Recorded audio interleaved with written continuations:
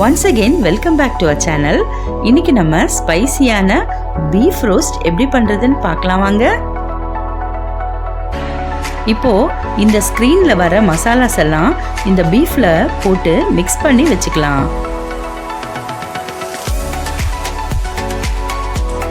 இப்போ மிக்ஸ் பண்ண பீஃபை ஒரு குக்கர்ல போட்டுக்கலாங்க. நெக்ஸ்ட் 2 பச்சை மிளகாய் ஸ்லிட் பண்ணி போட்டுக்கலாம். 2 வெங்காயம் நீல வாக்குல கட் பண்ணி போட்டுக்கலாம். இப்போ அதை நல்லா மிக்ஸ் பண்ணிக்கலாங்க.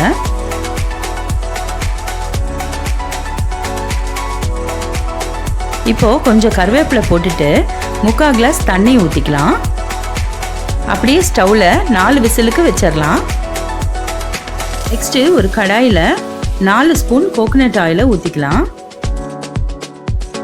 இப்போ அதில் 1/2 ஸ்பூன் இஞ்சி பூண்டு பேஸ்ட் போட்டு வதக்கிடலாம்.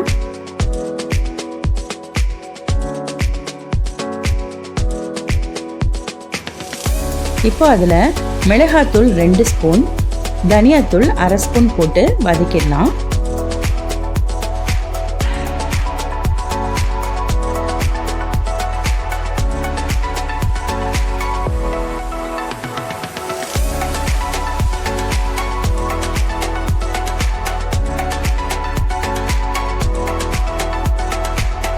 இப்போ நல்லா கலர் சேஞ்ச் ஆயிடுச்சு. இப்போ நம்ம வேக வச்ச பீஃபை அதில் போட்டுக்கலாம்.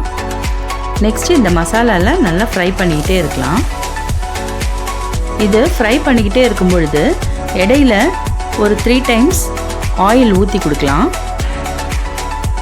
இந்த பீஃப் இப்போ இந்த ஆயில்லையே நல்லா ஃப்ரை ஆகிட்டே இருக்கும். கலரும் சேஞ்ச் ஆகிக்கிட்டே வரும். உங்களுக்கு இன்னும் காரம் தேவைப்பட்டுச்சுன்னா இன்னும் 1 ஸ்பூன் கூட இதில் ஆட் பண்ணிக்கலாம்.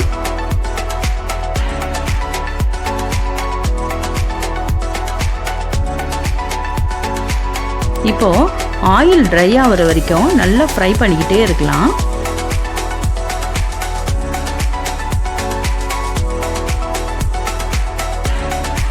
இந்த பீஃப் ரோஸ்ட் செய்யறதுக்கு எந்த ஆயில் வேணால் யூஸ் பண்ணிக்கலாம். நான் இன்னைக்கு கோகனட் ஆயில் தான் யூஸ் பண்ணியிருக்கேன். ஏன்னா அதில் டேஸ்ட்டும் சூப்பராக இருக்கும், வாசனையும் கமகமன்னு இருக்கும்.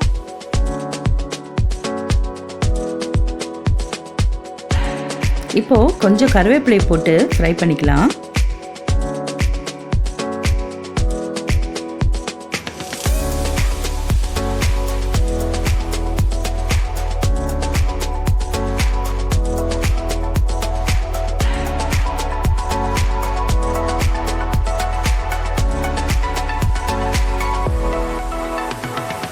இப்போ ஃபைனலாக 3/4 ஸ்பூன் பெப்பர் பவுடரை அதில் போட்டு நல்லா ஃப்ரை பண்ணிடலாம்.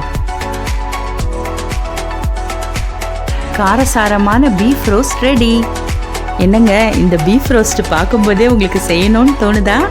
இந்த பீஃப் ரோஸ்ட்டு பரோட்டா சப்பாத்திக்கு அட்டகாசமாக இருக்கும். கண்டிப்பாக நீங்களும் ட்ரை பண்ணி பாருங்கள். ஃப்ரெண்ட்ஸ், லில்லிஸ் ஃபுட் சேனலை லைக் பண்ணுங்கள், ஷேர் பண்ணுங்கள், சப்ஸ்கிரைப் பண்ணுங்கள். மறக்காம பெல் பட்டனையும் கிளிக் பண்ணிடுங்க. Bye bye.